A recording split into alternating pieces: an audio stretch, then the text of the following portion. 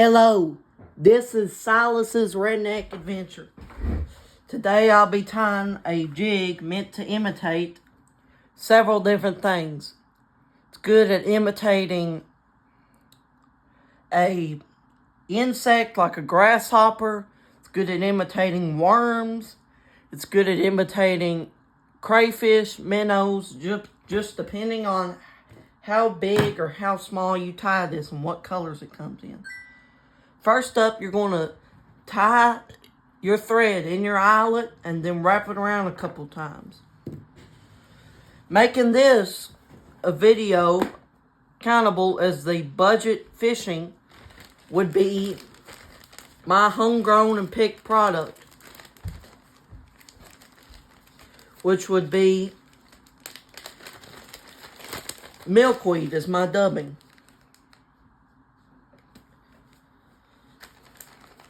You want to grab you a clump of milkweed and roll it around in your hand.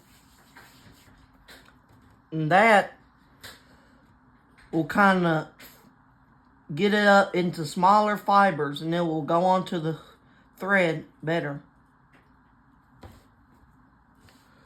Instead, then take it and wrap it on your line. Create a dubbing noodle. All you fly tyers may be a little bit better at this than I am. I ain't very good at it just because I don't tie too much fly. Because I don't trout fish much because Kentucky ain't the best place to trout fish. But get you a dubbing noodle probably about that thick. Probably about 3 inches long. That should be enough. Get you your little ball. Sit on there and wrap. You want to wrap until it's about that big. Then you want to take it and wrap it right between that eyelet on your hook and the little thing meant to catch your jig or your grub as you put it on there. Right now this is perfect. You might need a little more, a little less, but I think it's nice. So I'm going to open my little box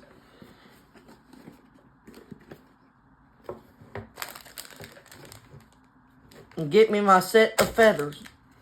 These feathers I bought at the dollar store. Just $1. They're not the highest quality of feathers, but I'll tell you, for $1, they're good feathers, and they're really good for fly tying. Especially if you're just starting out and tying jigs for stuff not nearly as picky like bluegill, like bass. Just grab you some feathers, about that much, and grab your fly. We're going to want to now take your little set of clip pliers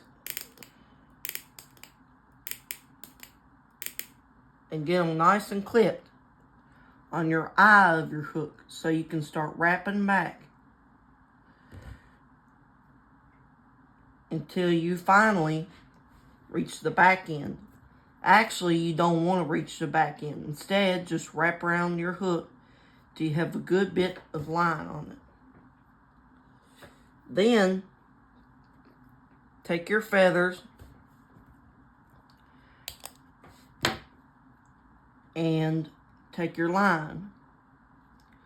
Now put your feathers towards the front end of that fly and wrap that line until those feathers are on there, nice and secured. You don't want them to come off like that. That means you don't have them on good enough. So unwrap your line or your thread. And I didn't have a real good clump of feathers that time. So I'm going to put my pliers right there on my thread so it don't come undone.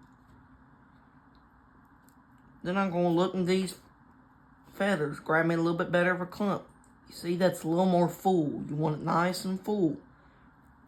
Those fish aren't scared of too much food. This jig isn't real big anyway, so they're not going to be scared, I promise. Take your end of feathers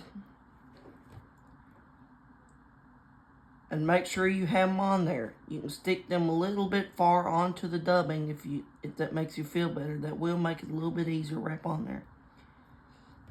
I recommend using white thread, but black thread's okay if you're just fishing for bluegill. It will not scare them, I promise. Bluegill do not care.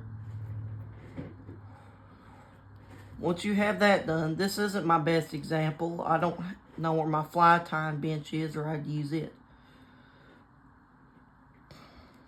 Make sure your thread is nice and tight so that those feathers do not twist or anything. Last off, this is optional. Make sure there ain't anything in here I can use.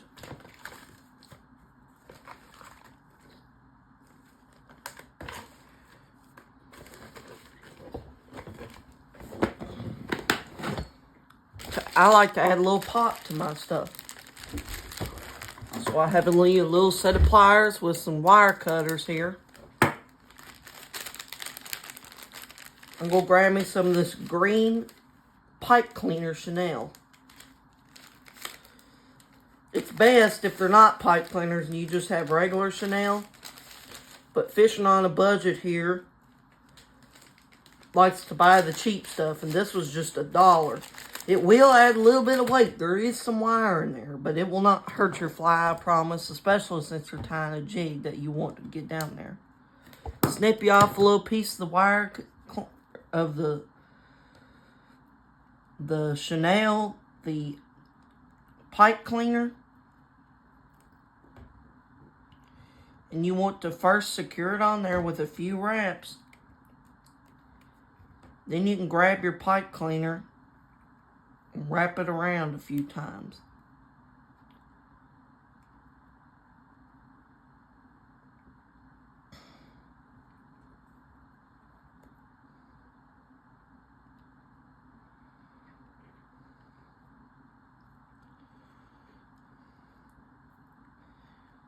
You're about done. Now you have what I call the green egged maggot, because it looks like a mealworm and a green egg. Looky here how I might need a little more dubbing. Grab your bag of milkworm, or your milkweed. Grab you a bit of it. Put it in your hands. Spin it around. That loosens the fibers, and that will get it into more of what shorter fibers that are easier to go on the line.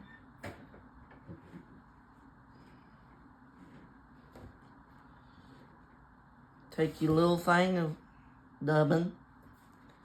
Start making you a number noodle. If you want to, you may need a little more dubbing. Mine does. It needs a little bit more. I've wrapped around it a couple times, and so I've kind of pushed it down. So I'm just going to take me some dubbing, make me a little noodle. Wrap it around and around. If I still want a little more, I'll grab my little ball, make me another dubbing noodle.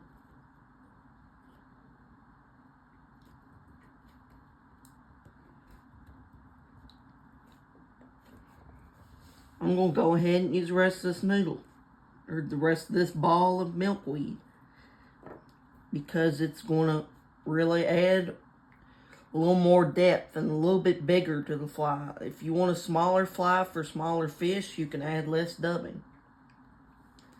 But then you're going to take your line,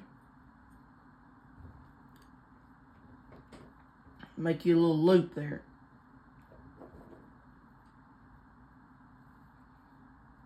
Pull your line through your loop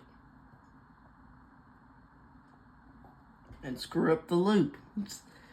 I messed up the loop, it's okay.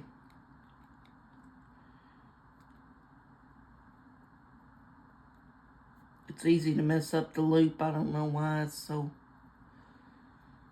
I do recommend using an upholstery thread because it's a little bit bigger. And it don't snap nearly as easily. A lot of this other thread breaks loose if you try to... See, I messed up. It's hard to tie on here, I'll tell you that much. But you want to go ahead, once you got your loop, stick your line through that loop. Then, after you have your line through your hoop, pull it tight.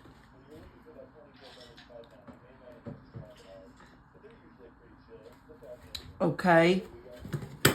I like carrying me a Swiss Army knife. Take your pocket knife, a nice sharp pocket knife, cut the thread. You can leave a tad bit of thread there because it both won't scare the fish and it's probably going to keep it from coming loose. As you can see, we're done. This creates a nice buggy looking fly that can imitate just about anything. It's got that green grub look, but it still has a little bit of that mealworm look.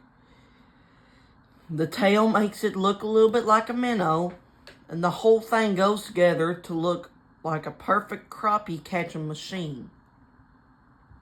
Thank you for watching, and I'll be making another video on how to make a different fly that is similar to this, but more based on the chenille and less dubbing and less feather.